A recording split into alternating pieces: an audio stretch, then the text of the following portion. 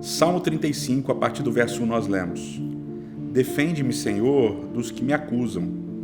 Luta contra os que lutam comigo. Toma os escudos, o grande e o pequeno. Levanta-te e vem socorrer-me. Empunha a lança e o machado de guerra contra os meus perseguidores.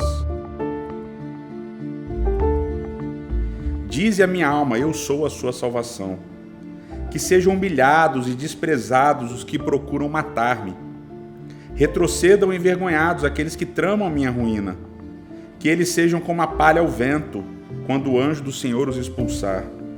Seja a vereda deles sombria e escorregadia, quando o anjo do Senhor os perseguir. Já que sem motivo preparam contra mim uma armadilha oculta, e sem motivo abriram uma cova para mim. Que a ruína lhes sobrevenha de surpresa, que sejam presos pela armadilha que prepararam, que caiam na cova que abriram para a sua própria ruína. Esse salmo ele tem uma série de, vamos dizer, acusações e até maldições contra aqueles que estão perseguindo o poeta. E essa linguagem ela não soa muito cristã. Essa ideia de você orar e querer que alguém se dê mal, se lasque, é uma coisa muito forte. Mas a gente precisa entender a linguagem da antiguidade, do Antigo Oriente Médio. Existe um tipo de documento muito comum chamado de tratado político-econômico. Esse tratado político-econômico é um dos gêneros literários mais conhecidos que a gente tem da antiguidade. E existem mais de 80 desses tratados que foram achados. Eles têm uma estrutura muito similar. Inclusive, um dos povos, os hititas, eles tinham algumas coisas diferentes dos outros povos e essas coisas diferentes são muito parecidas com o que a gente encontra na Bíblia. Então a gente tem o prólogo histórico, o titulatário, a gente tem as bênçãos, a gente tem as maldições, a gente tem o chamado às testemunhas, a gente tem uma série de elementos desses tratados que aparecem ao longo de toda a Bíblia e muito possivelmente é um pouco parecido com a linguagem que a gente tem aqui no Salmo 35. Eu trouxe aqui um livro onde nós temos todos esses tratados. Esse livro gigantesco, né? Tratado, Lei e Aliança. E nesse livro, com todos os tratados que foram achados, tem um muito específico que eu queria falar para vocês. Esse é um tratado do 14º século a.C.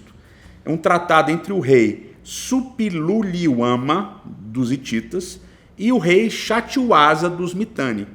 E lá, no momento em que eles falam das maldições, olha como é que nesse tratado, o rei Suppiluliuma, ele vai falar das maldições.